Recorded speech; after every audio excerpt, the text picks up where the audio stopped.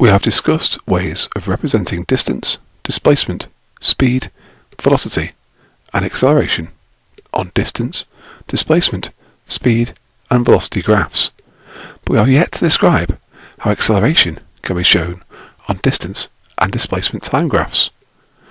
The reason for this is the complexity of the discussion rather than the ideas.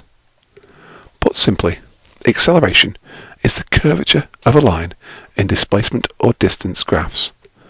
If a line curves, even slightly, then it is undergoing an acceleration.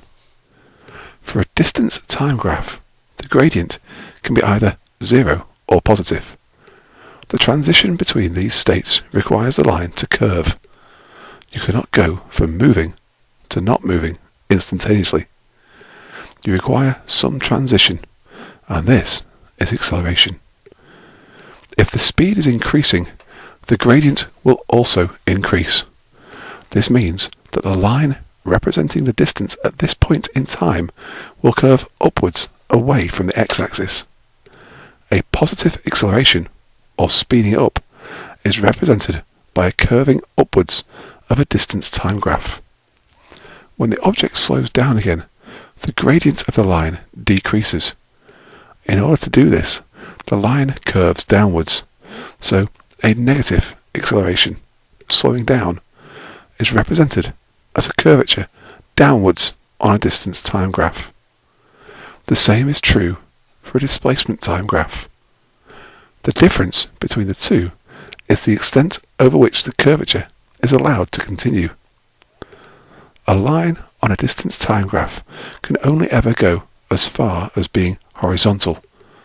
An object can either be moving or stationary, therefore the curvature representing acceleration on a distance time graph can only curve a line down until it is horizontal. This isn't the case for a displacement time graph. As we can have negative velocities, we can have negative gradients on a velocity time graph. From our discussion so far, it may appear that it is only distance time graphs that are limited. That is not the case. Both distance and displacement time graphs are limited. As far as we know, it is impossible to travel backwards in time. We travel forwards in time constantly, but we do not observably travel backwards in time. It is the study of heat and temperature which tells us that this is the case, not the study of mechanics. When looking at a graph, it makes no difference whether you point it backwards or forwards in time. We don't normally think about travelling backwards in time though, so we limit our graphs accordingly. Both velocity and speed graphs may accelerate up to any speed they wish. The curvature may increase as high as it likes, however, it cannot exceed a vertical line. In fact, it can never attain a vertical line. A vertical line on both speed and velocity graphs mean that in no time whatsoever an object travels as much distance as you like. This means that an object can be everywhere in the universe at once.